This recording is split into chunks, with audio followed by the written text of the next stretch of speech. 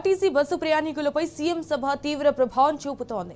మహబూబాబాద్ జిల్లాలో ఉన్న RTC బస్సులన్నీ CM సభకే మళ్లించారు. Thorrur depot పరిధిలో కూడా మొత్తం 94 బస్సులు ఉండగా 70 సీఎం రైతు సభ కోసం తరలించారు ఆర్టీసీ అధికారులు. అయితే దీంతో బస్సులు లేక ప్రయాణికులైతే తీవ్ర ఇబ్బందులు పడుతున్నారు. ఉన్న 1-2 బస్సుల్లో కూడా జనం కిక్కిరిసి ప్రయాణిస్తున్నారు. నిత్యం రద్దీగా ఉండే తొర్రూరు బస్సు డిపో బస్సులు లేక వెలవెలబోతోంది. అయితే వరంగల్, హైదరాబాద్, ఖమ్మం, మహబూబాబాద్ ప్రాంతాలకు వెళ్లాల్సిన ప్రయాణికులైతే బస్సుల కోసం గంటల తరబడి వేచి చూడాల్సి వస్తోంది. ఆర్టీసీ బస్సులు అందుబాటులో లేకపోవడంతో ప్రైవేటు వాహనదారులు ఇదే అదునుగా క్వాష్ చేసుకుంటున్నారు. అడ్డు అదుపు లేకుండా టికెట్ ధరలు పెంచి జేబులు నింపుకుంటున్నారు. ఉచిత బస్సుల మూలంగానే బస్సులే సరిగ్గా రావడం లేదని, మళ్లీ ఇలా సభల కోసం బస్సులు తరలిస్తే సామాన్యుల పరిస్థితి ఏంటని మండిపడుతున్నారు ప్రయాణికులు.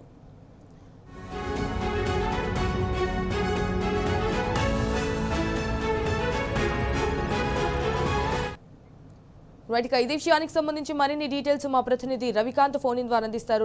రవికాంత్, ఇటు రేవంత్ రైతు సభకైతే అంటే తొర్రూరు ఆర్టీసీ బస్సులు అయితే తీవ్ర ఇబ్బందులు పడుతున్నారు. సో దీనికి సంబంధించిన అప్డేట్స్ ఇచ్చి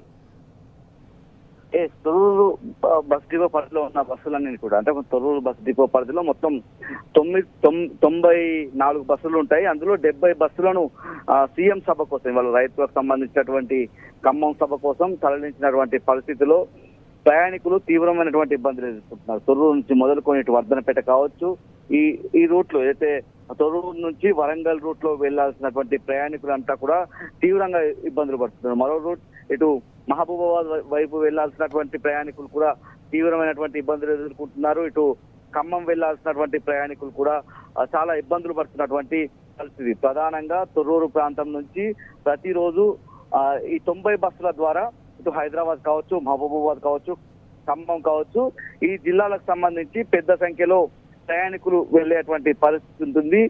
ఇవాళ తొర్రూరు బస్ డిపోపై రేవంత్ రెడ్డి సభ ప్రభావం పడిందని మనం చెప్పాల్సి ఉంటుంది. రైతు సభకు తొర్రూరు బస్సులన్నింటినీ కూడా తరలించినటువంటి పరిస్థితుల్లో బస్సులు లేక ప్రయాణికులు ఇబ్బందులు పడేటువంటి పరిస్థితి మనకు కనిపించింది. ఉన్న 1-2 బస్సుల్లో ప్రయాణికులు కిక్కిరిసిపోయి కనిపిస్తున్నటువంటి సందర్భం. గంటల తరబడి వేచి ఉండేటువంటి ప్రయాణికులు చాలా ఇబ్బందులు పడుతున్నారు.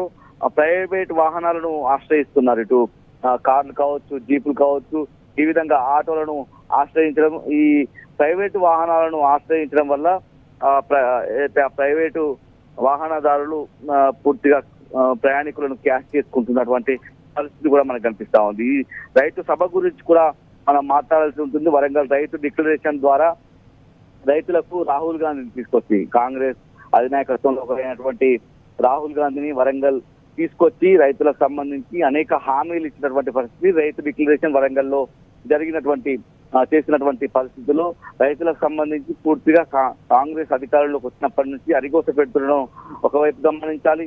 మరోవైపు రేవంత్ సర్కార్ పూర్తిగా రైతులను ఇబ్బందులు పాల్చేస్తుంది. ఇటు సాగునీరు అందించక, పంట కొనుగోలు చేయక, ఇవాళ ఒక విడత రైతు భరోసా వేసి సంబురాలు చేసుకునేటువంటి పరిస్థితిలో కాంగ్రెస్ సర్కార్ ఉందంటే రైతులకు సంబంధించి ఏ విధంగా ఇబ్బందులకు గురి చేస్తుందో మనం అర్థం చేసుకోవాల్సి ఉంటుంది. పూర్తిగా బోనస్ అనే ఒక ప్రకటన చేసింది కాంగ్రెస్ సర్కార్.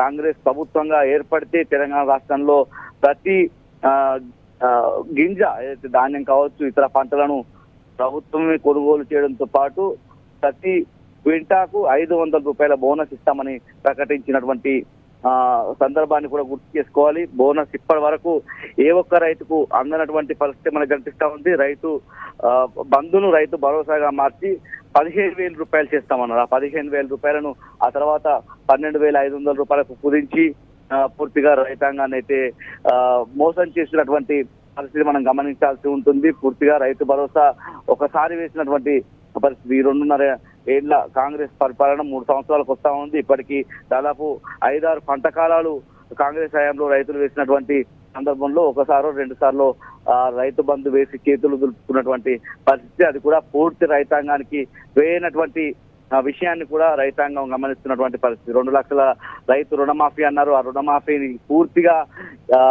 రైతులను మోసం చేసే విధంగానే కనిపించింది. ఏ జిల్లాలో చూసినా రాష్ట్ర వ్యాప్తంగా ఒక క్యాలిక్యులేషన్ ప్రకారం స్టాటిస్టిక్స్ మనం చూసినట్టయితే 30% మేర రైతులకు మాత్రమే రైతు రుణమాఫీ కూడా అందినటువంటి పరిస్థితి. కౌలు రైతులైతే కాంగ్రెస్ సర్కారులో గోసపడుతున్నటువంటి పరిస్థితి. ఎల్నినో ప్రభావం కారణంగా ఒకవైపు కౌలుదారులంతా కూడా ఒకవైపు సాగునీరు లేక మరోవైపు రైతు ఏదైతే కౌలు రైతులకు ప్రభుత్వం నుంచి ఎలాంటి భరోసా లేక ఆ రైతులు కూడా ఇబ్బందులు పడుతున్నారు. రైతుకు ఖచ్చితంగా ఏదైతే 15,000 ఇస్తామో కౌలు రైతు కూడా 15,000 ఖచ్చితంగా ఇస్తామన్నటువంటి హామీ రేవంత్ రెడ్డి అనేక పర్యాయాలు మాట్లాడినటువంటి పరిస్థితి కావచ్చు. అనేక సభల్లో వేదికల్లో ఆయన మాటల ద్వారా కౌలు రైతులకు కూడా రైతులతో సమానంగా ఆర్థిక భరోసా కల్పిస్తామన్నటువంటి హామీ ఇచ్చారు. ఆ హామీలన్నీ కూడా జరిగినటువంటి పరిస్థితి మనకు కనిపించింది. ఆ తర్వాత సాగునీరు విషయంలో ప్రాజెక్టులకు సంబంధించి కూడా అనేక హామీలు ఇచ్చి ప్రాజెక్టులన్నింటినీ కూడా పడగేసే విధంగా కాళేశ్వరం ద్వారా నీరందించాల్సిన విషయంలో పూర్తిగా వైఫల్యం చెందారు. మరోవైపు దేవాదుల ద్వారా నీరందించే విషయంలో వైఫల్యం చెందారు. ప్రాజెక్టులకు సంబంధించి వేరే జిల్లాలోనూ కూడా పూర్తిగా రాష్ట్ర ప్రభుత్వం విఫలమైనటువంటి పరిస్థితి మనకు కనిపిస్తా ఉంది. ఏదైతే ఏంటో ప్రభావం ఉంటుంది అని ఒక 6 నెలల నుంచి శాస్త్రవేత్తలు అంచనా వేస్తా ఉన్నారు. ఎండాకాలం స్టార్టింగ్ నుంచి కూడా మొదటి నుంచి కూడా శాస్త్రవేత్తలు మరింత బలంగా సూపర్ ఎల్నినో వస్తుంది, ఈసారి వర్షాలు పడే అవకాశమే లేదు, పూర్తిగా రైతాంగం నష్టపోతారు, రైతాంగం ఇబ్బందులు పడతారని వాళ్ళు ఏదైతే శాస్త్రవేత్తలు అంచనా వేసి చెప్పినటువంటి పరిస్థితుల్లో గోదావరి నీరంతా కూడా సముద్రంలో వృధాగా సముద్రం పాలవుతున్న ఆ నీటిని ఒడిసి పట్టడంలో కాంగ్రెస్ సర్కార్ విఫలమైంది. ఈ రోజుకు ఇప్పుడు రైతులంతా కూడా సంతోషంగా తాము నాట్లు వేసుకోవాల్సినటువంటి ఈ సీజన్ లో పూర్తిగా ఆ రైతాంగం అంతా చాలా ఇబ్బందులు పడుతున్నటువంటి పరిస్థితి. భూగర్భ జలాలు అడుగట్టిపోయాయి, మరోవైపు జలాశయాలన్నీ కూడా స్టోరేజ్ చేరుకున్నాయి, చెరువుల్లో నీరు లేనటువంటి పరిస్థితి.